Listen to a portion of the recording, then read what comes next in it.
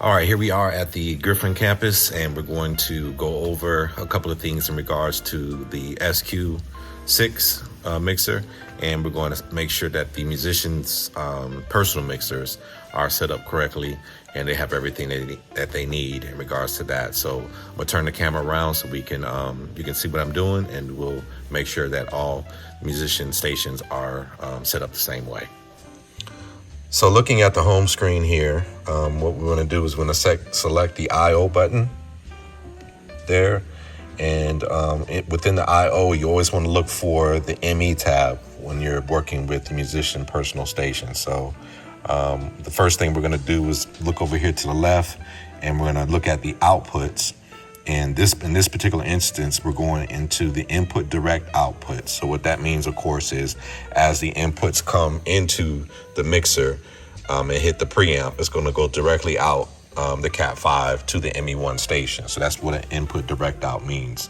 So we're going to start with the up here at the top where it says you see all the channels here on your left, and then these are the channels up to 40 to your at the top here that you can assign to input direct out. So you have a total of 40 that can be sent to the ME1s.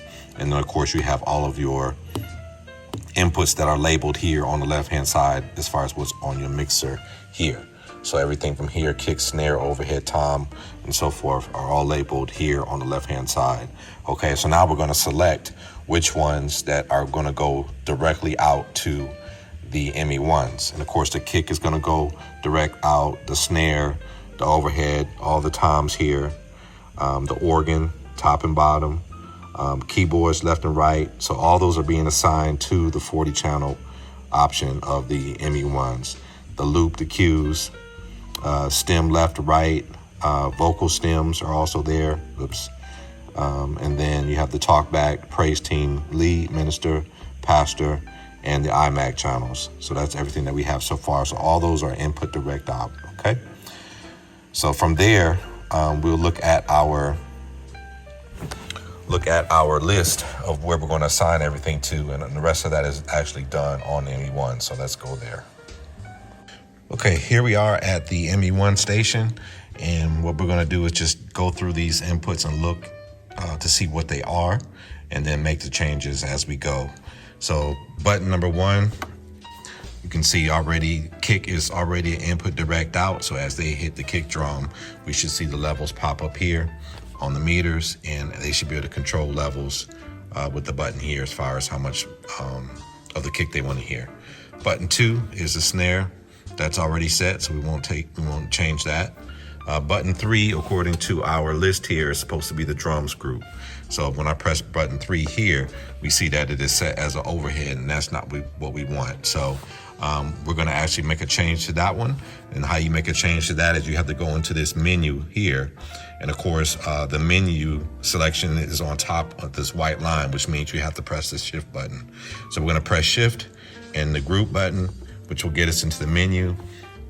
And what we want to do is the key setup, which is selected there. Of course, you rotate the menu with your knob over here to the right. And once you got the right selection, you press that button, and that actually wants you to select a key. So the key that we're going to deal with at this point, the button is number 3. So we're going to select 3. And you see the source is assigned to channel 3, which is a direct out. But what we want to do, according to our list, is we want to set up button number 3 as a group that includes the overheads and the toms. So we're going to change the input source from 3. We're going to reset it first to unassigned. Once we clear that channel, we're going to push it again to get back into the menu, and we're going to set it up as a group. So we're going to select group there. And so the source is a group, and now you see the name. We're going to actually change it from default to a custom. And so I'm just moving the knob here to the right, and I'm going to change that to a drums group. So I press the button, scroll over to the letters that I need.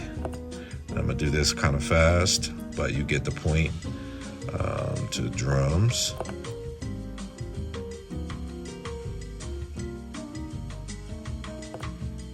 And this is gonna help the musicians to be able to access it quickly. And so now once I've got it named, I can exit one level by pressing this button. So that brings you back out. So now the name has been changed to drums. The members, it doesn't have any yet, but I'm going to select that. And now I'm going to go in and I'm going to choose the overhead, and then I'm going to choose the tom. So tom 1, which is not allowing me to do because I've got to get it off of another button probably. So let me exit out of here, and I'm going to see where the toms are stored. They're currently stored on number 6. So I'm going to remove off of number 6. I'm going back into the menu here. Key setup, button 6.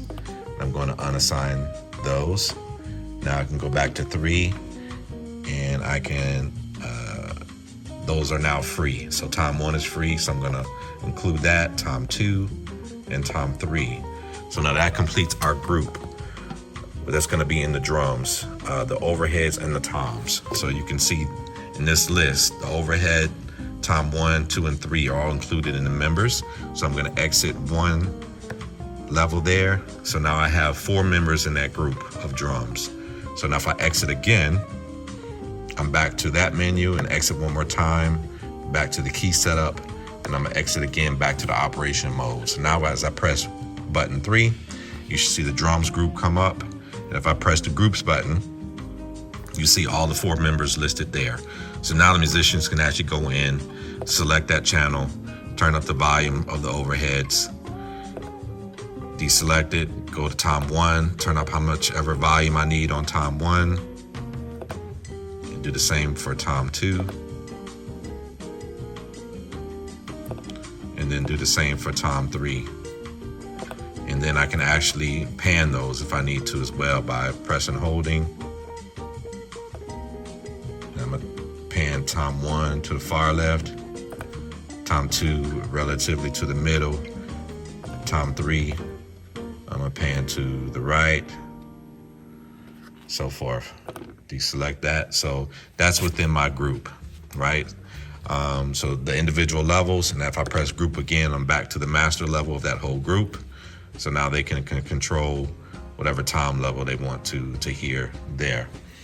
All right, let's go on to button number 4, which should be our bass according to our list. That is true. And then button 5 is our keys group. And let's test that. And that's both left and right channel in there, so we're good there. Button 6 would be our cues, which is according to our list, and it's not set yet. So we're gonna go back to our menu here. We're gonna set up key 6. And then we're gonna find the cues in our list. There it is. It was not assigned to anything. So I'm gonna select that. And the name could stay the same because that's what it's called on the board. Everybody uses it that way. And I'm gonna come out of there. Now as I selected, cues should be on number 6, I'll set a level. 7 should be the loop, which is true. 8 should be our talk back, which is not, so I'm gonna change that. So we're going back into the menu. Key setup, button 8. I'm gonna reset it, unassigned. And then I'm gonna go down and find the talk back mic, which is there. And the name can stay the same. So now as I exit out of there, there's the talk back mic. And then we're gonna go to button number 9, which should be the music stems, both left and right. That's true. Button 10 should be the vocal stems, which is true, left and right. Button 11 should be the praise team. Let's look in that group. And we actually have a talk in there, so let's change that. So we're gonna go into the menu to number 11. And we're gonna change the members. We're gonna take the talk out of there. And we're just gonna leave it praise team. 1, 2, and 3 was not selected, so we're gonna select 3. Come out of that menu. So now if we go to 11, praise team is in, all three of those members are in that group. And then 12 should be our organ. Top and bottom, that's true. 13 should be our lead. 14 should be the pastor, which is not. We've got to change that. So we're going to go into that menu again. Go to 14. And we're going to deselect that. We're going to unassign it. And then go back in, and we're going to pick the pastor's mic on that channel. So there it is. I'm going to exit out of that menu. So 14 is now the pastor's channel. 15 should be the ministers. And then 16 should be a group of the iMac. So that is how our Emmys are set up, basically. So all of our buttons should be set up like they need to be. And what we will do is we'll copy this to a USB drive and then take it to each station to make sure that they all have those channels and test out everything. Okay, now we're getting ready to store this preset to a USB drive, and then I'm gonna take that drive and put it into each ME1. So here is the store preset menu there. So I'm gonna hit the shift button, and I'm gonna hit that button. And of course, it's gonna ask me to store to a USB. And so I'm going to say yes. And we're going to edit the name.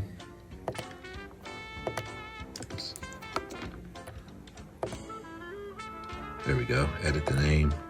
And we're gonna call this one Griffin.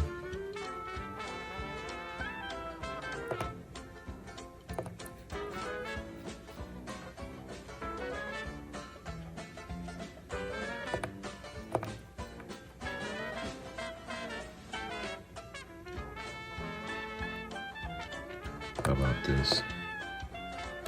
GFN.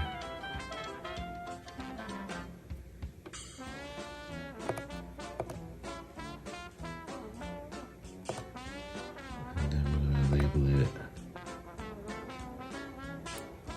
O422. All right, come out of the name. Press enter, and it should have stored it. So now let's go to the next station.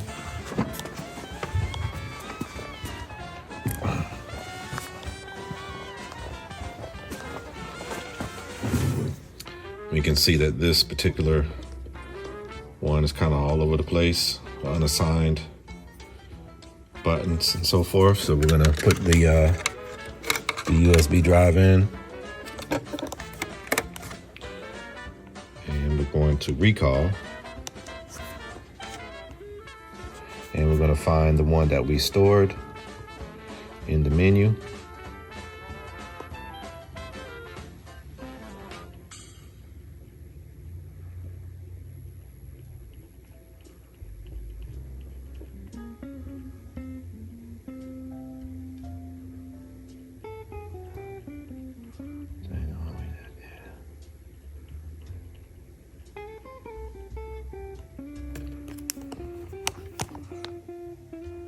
Griffin 422.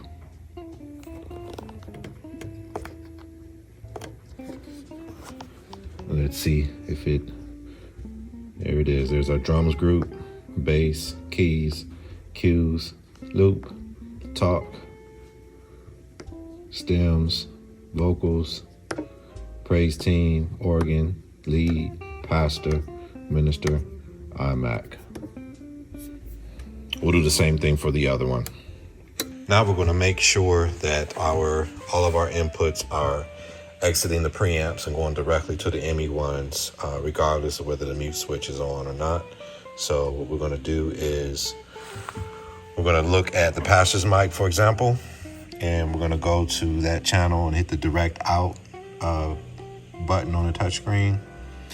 And right now the direct out is set to post compressor, and it also follows the mute. So what we're gonna do is we're gonna turn that off. We're gonna turn off the DCA mute, and we're going to go from which is lowered down the chain in the post compressor. We're going to take it all the way up to post preamp, meaning that it's going to hit the preamp, go directly out. So check. You can see it's hitting the preamp there, and it's going to go directly out. So even though this channel is muted, when we go up to the ME1s, we should see the level coming into the ME1.